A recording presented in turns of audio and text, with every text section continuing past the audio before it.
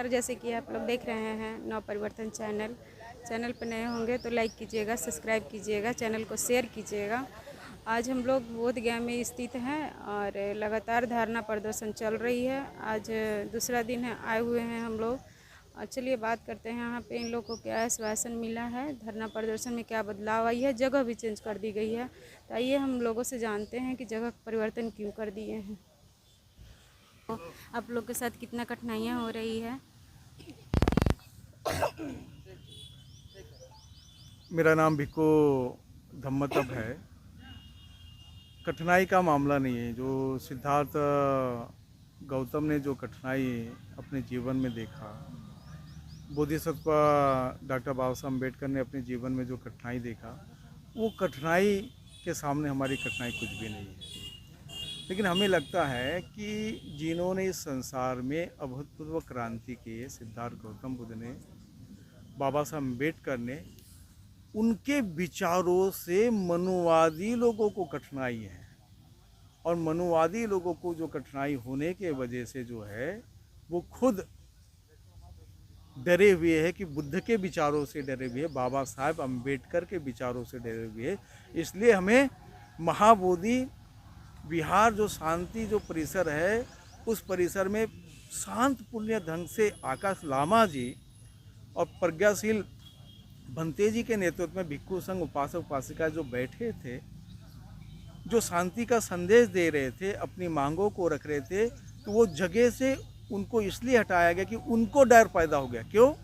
क्योंकि बुद्ध ने शांति का संदेश दिया, बुद्ध ने मानवता का संदेश दिया। वो डर के कारण 2 किलोमीटर के आसपास आंदोलन हटा दिया गया।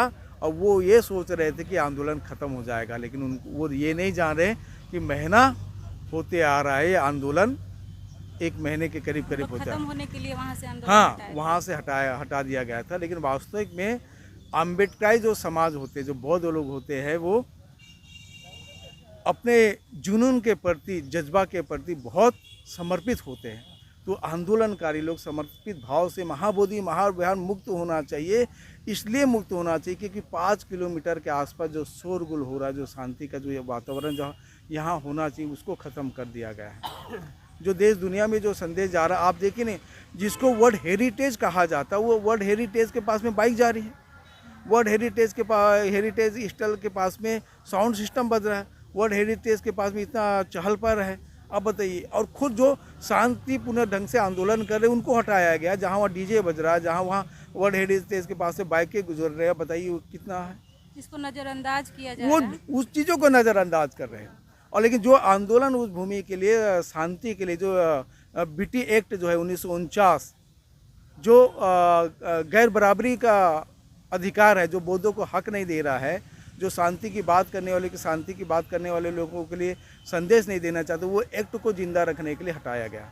और पहली बात ये, आप ये देख लीजिए कि वहाँ जो अशोक स्तंभ है, नहीं, अशोक स्तंभ है, उसको खंडित किया जा रहा है।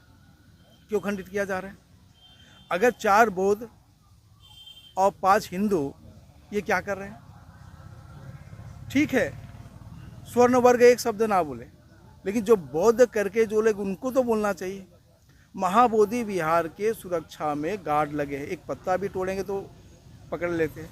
लेकिन जो अशोक स्तंभ, जिससे ये पहचान हुई है कि ये स्थल जो है महाबोधि विहार, यहाँ सिद्धार्थ गौतम ने ज्ञान प्राप्त किया, बुद्ध बने, वो जो लिखावट अशोक, सम्राट अशोक ने जो अभिलेख लगाया था, उसको तोड़ने के लिए वो प्रेरित कर रहे हैं। लोग एक रुपये का सिक्का, 5-5 रुपये का सिक्का जो उछाल के उसको तोड़ा जा रहा है, उसको गिराया जा रहा है। यानी पहले तो बौद्ध विरासत उसको ध्वस्त किया गया, लेकिन दोबारा धीरे धीरे साइलेंट तरीके से विरासत को ध्वस्त करने का प्रयास किया जा रहा है, विरासत को कब्जा करने का प्रयास किया जा रहा है। इस देश में अगर संस्कृति और विरासत की बात होगी तो बुद्ध धर्म के पास में संस्कृति विरासत है, अन्य धर्म के पास में कुछ भी नहीं है।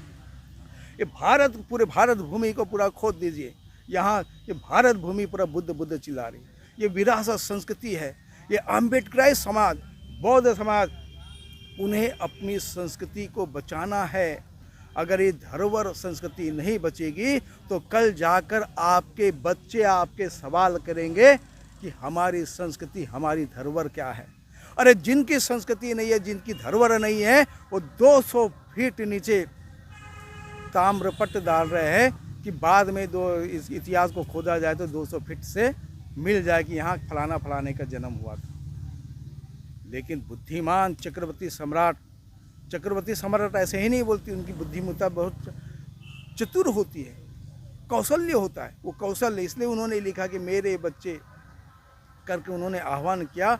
वो सम्राट अशोक का बहुत बड़ा योगदान है। उन्होंने अपनी पुत्र को उन्होंने भिकुनी बनाया, साथों साथ उन्होंने 84,000 स्तूप बनाए, और 84,000 स्तूप बनाकर छोड़े ही नहीं, उन स्तूप के सामने में अभिलेख लगाया। वो अभिलेख को पढ़ने के बाद ही पता चला कि यहाँ आज इतनी गौर से हम कह सकते हैं कि ये जगह हमारी है।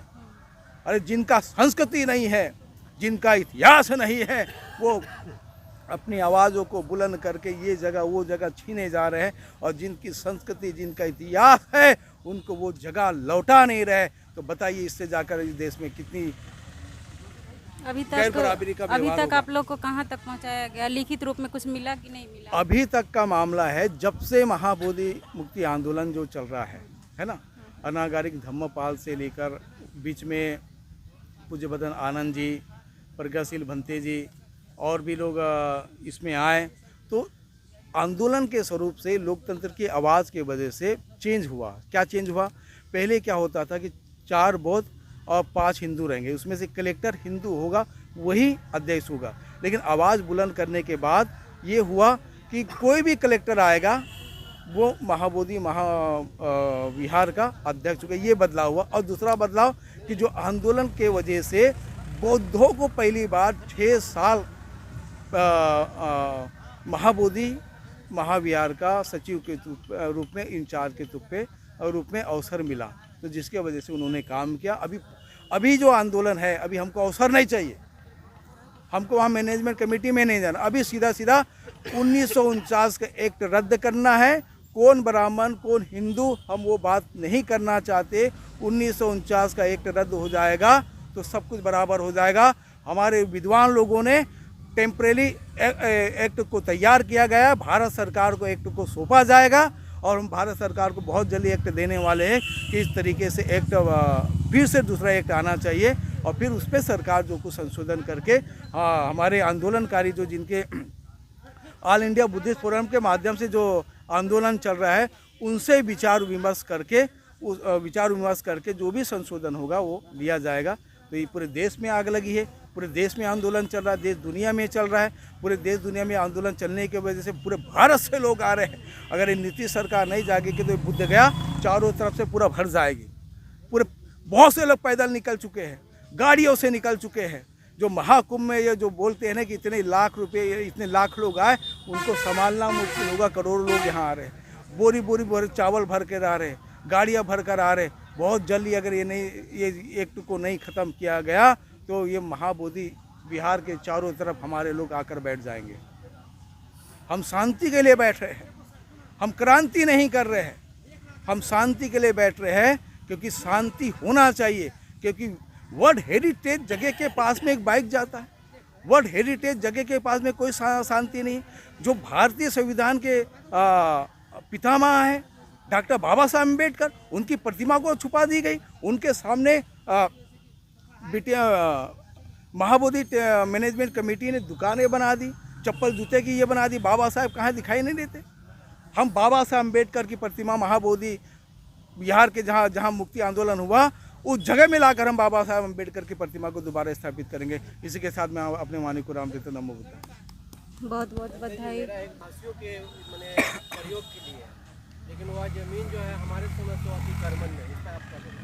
मेरा ये कहना है कि हज़ारों एकड़ ज़मीन है, महाबोधि महाविहार की हज़ारों एकड़ ज़मीन है। और मैं तो बोलूँ 10 किलोमीटर तक अगर खोदा जाएगा चारों तरफ से तो महास्तूप के अलावा कुछ नहीं मिलेगा।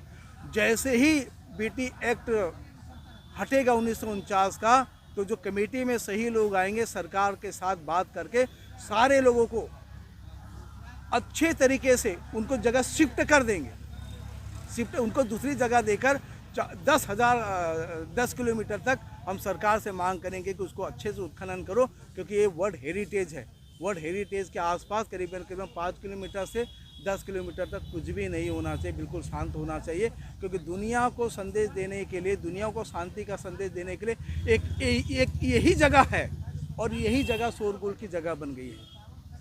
अभी जो पीसफुल शांतिपूर्ण वातावरण चल रहा है उसको आंदोलन नहीं करने दे रहे, शांति से बैठने नहीं दे रहे। जो शोरगुल चल रहा है, 2 किलोमीटर शोरगुल चल रहा है, माइक लाउड स्पीकर बज रहे हैं, उनको बजाने की कलेक्टर ने अनुमति दे दिया, एसडीएम ने अनुमति दे दिया। तो ये भेदभाव नहीं है क्या? लोकतंत्र में भेदभाव हो रहा है। इसलिए बाबा साहब अम्बेडकर ने लोकतंत्र दिया कि अपनी आवाज़ उठाना, आपको उठाने के लिए। तो हमारे पास में एक हथियार है, वोट का हथियार। हम अपनी आवाज़ को बुलंद करते रहेंगे, और वो इसलिए अगर ये नहीं मानेंगे तो हम सड़क हाईवे जाम करेंगे, और वो कितना कील टोकना ठोकेंगे, लेकिन बीटीएमसी एक्ट 1949 को रद्द करना ही होगा। बौद्ध जागा हुआ है, ये एक ही समाज है दुनिया में, बौद्ध ही जागा है। मधुवादी के खिलाफ में कोई आंदोलन करता है या लिटरेचर की भी क्रांति होगी तो यही समाज के पास में है। मोदी जी भी बोल रहे थे कि हम बौद्ध के वंशज हैं, वो क्या कर रहे हैं अभी? मोदी जी जो कहते हैं कि मैं बौद्ध का वंशज हूँ, तो बौद्ध का जो वंशज हूँ, तो वो शांति का संदेश देने के लिए हम चाहते हैं कि जैसे बाकी स्थलों को उन्होंने शांतिपूर्ण तरीके से उन धर्म के लोगों को हैंडओवर किया है, तो हम भी अपेक्षा रखते हैं कि बौद्धों को दे दे। ये अपेक्षा हमारी, अगर आप बौद्ध है तो। बनते जी, एक सवाल चलिए, बहुत बहुत संगठन चलाते हैं, लेकिन मैं समझता हूँ कि मूल निवासी जो नाम से संगठन चलाते हैं उनकी यहाँ समर्थन प्राप्त नहीं हो रहा। मूल निवासी लोगों का समर्थन है, संगठन चला रहे हैं, संगठन नहीं चला रहे। अभी आकाश लामा जी और प्रज्ञाशील भंते जी के माध्यम से जो आंदोलन चला, पूरे देश में आग लगी है। आप खुद जान रहे कि बड़ी बड़ी रैलियाँ हो रही है, ज्ञापन दिया जा रहा है, और वो चल रहा है। जिससे वो मूल निवासी लोग हैं।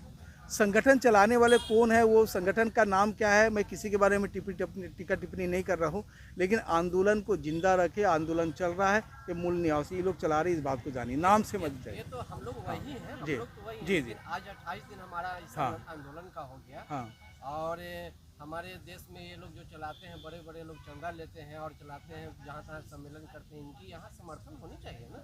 समर्थन सभी का है। आतंकवादी के खिलाफ बहुत बोलते हैं, हाँ। लेकिन क्या यहाँ करके नहीं बोलना चाहिए? हाँ, आना चाहिए, और आह्वान किया गया है, वो समय रहते सब आएंगे, पक्का आएंगे, जरूर आएंगे, मुझे इतना विश्वास है। SSD यहाँ आए थे, जी, उनको मैंने हम अपने तरफ से भी धन्यवाद देते हैं। जी, जी, हाँ, आएंगे, पूरे देश से आएंगे, या ये ग्राउंड भरेगा, इतना मैं आंतरिक भाव से मैं व्यक्त करता हूँ। नमो बुद्धाय।